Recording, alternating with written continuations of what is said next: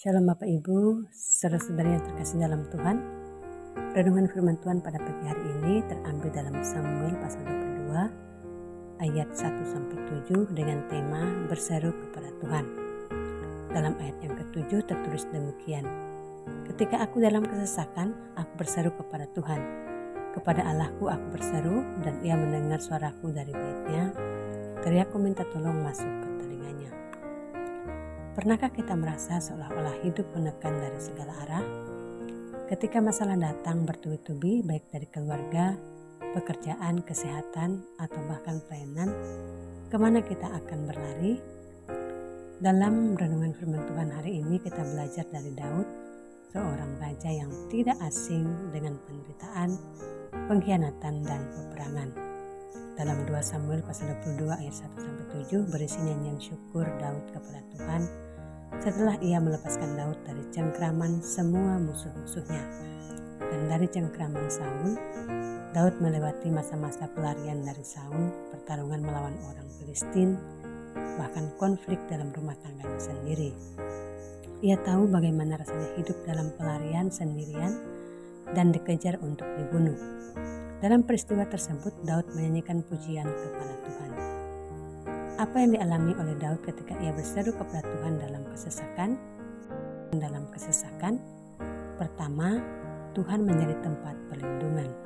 Dalam ayat 2-3. Ia berkata, "Ya Tuhan, bukit batuku, kubu pertahananku dan penyelamatku, Allahku, gunung batuku, tempat aku berlindung, perisaiku, tanduk keselamatanku, kota bentengku, tempat pelarianku, juru selamatku, Engkau menyelamatkan aku dari kekerasan."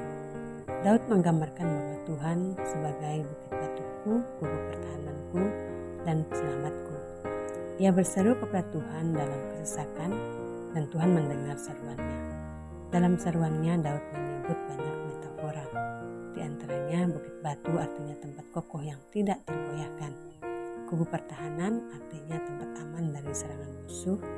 Kemudian perisai yang berarti yang menahan panah musuh. Semua ini menunjukkan bahwa ketika kita berseru, Tuhan bukan hanya mendengar, tapi melindungi secara aktif.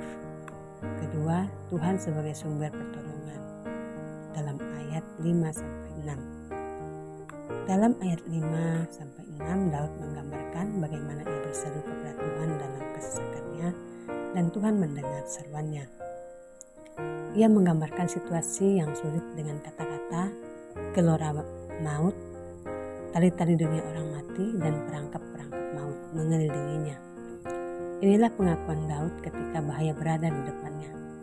Gelora maut menggambarkan tekanan dan bahaya besar yang datang seperti gelombang kuat dan mengancam hidup. Daud merasa nyawanya di ambang kematian, dikepung oleh kekuatan yang lebih besar darinya, baik secara fisik yaitu musuh, maupun secara rohani yaitu rasa takut dan keputusasaan. Kemudian tali-tali dunia orang mati ini menggambarkan keadaan ketika Daud merasa sudah dekat sekali dengan kematian, seakan maut sudah mengikat dan menyeretnya masuk ke dunia orang mati. Secara rohani ini juga bisa menggambarkan rasa putus asa total tanpa jalan keluar. Selanjutnya perangkap-perangkap maut. Daud merasa bahwa kematian itu seperti jebakan yang tersembunyi di setiap langkahnya. Musuh, pengkhianatan, bahaya, dan bahkan dosanya sendiri bisa menjadi jalan menuju kehancuran jika ia tidak berpegang kepada Tuhan.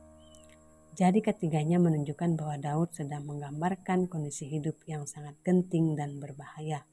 Tapi dalam semua itu ia tidak menyerah, ia berseru kepada Tuhan dan Tuhan menyelamatkannya.